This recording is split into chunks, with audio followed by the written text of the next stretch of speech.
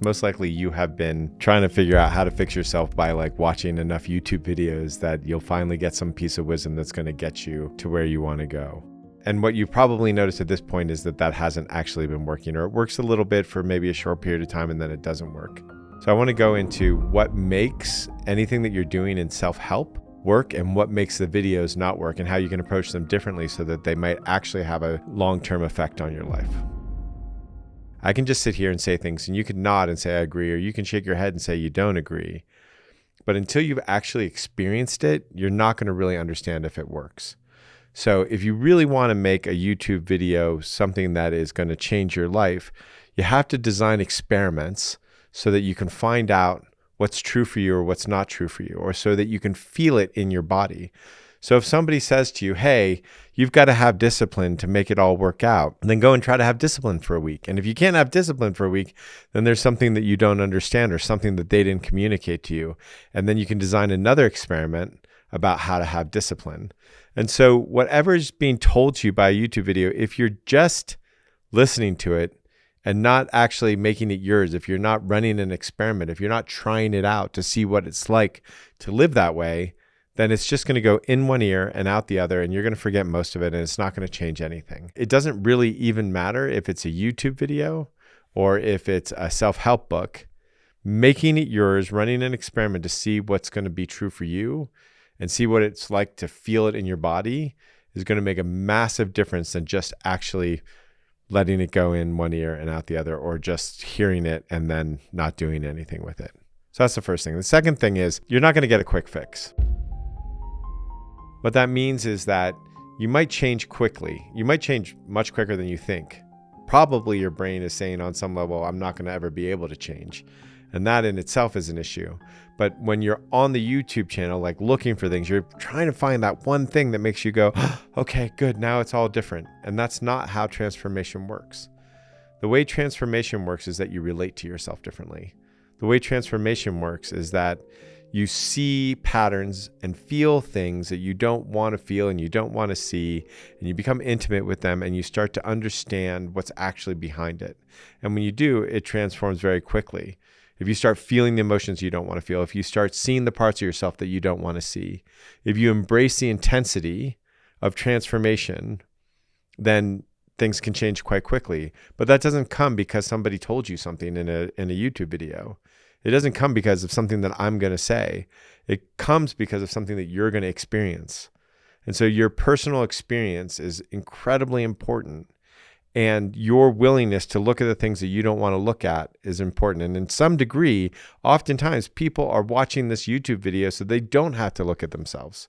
So they can just say, oh, this is what's wrong with me. This is how I fix it. But that's not actually looking at yourself. The third reason that YouTube videos often aren't going to work for you is because you think that there's a problem with you and you go to fix it, but most likely you're wrong about what you think the problem is. Most likely you think, oh, I'm lazy. How do I get unlazy? Or I'm poor. How do I get rich? But the core is that you have a relationship with yourself that isn't working.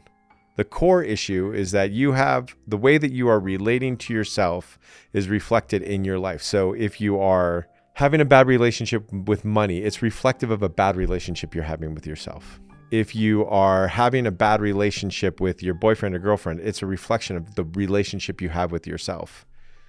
If you are not living up to your dreams, it's a reflection of not having a great relationship with yourself. But nobody on YouTube is saying, here's how to have a great relationship with yourself. What they're doing is they're agreeing with the problem statement in your mind. They're agreeing, they're saying, here, you want to be more extroverted. Here's how to be more extroverted. But what they're not saying is, here's the way that you think about yourself that keeps you small.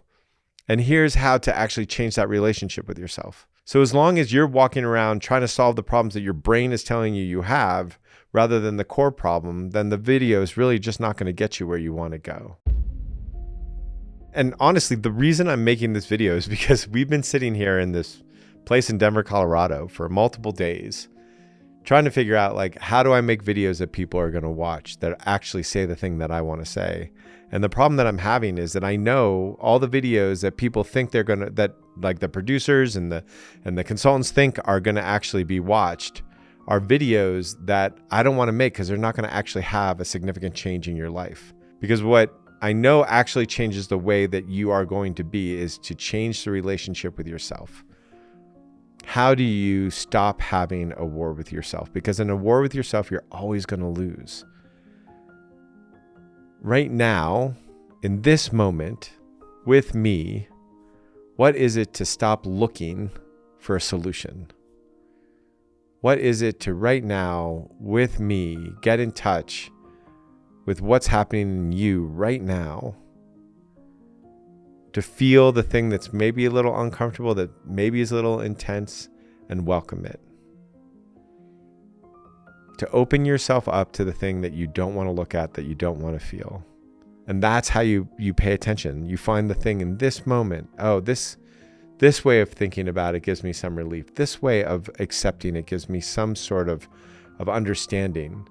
This leaning into a difficulty, this uncomfortable thing that I'm feeling right now, but I'm accepting, changes me.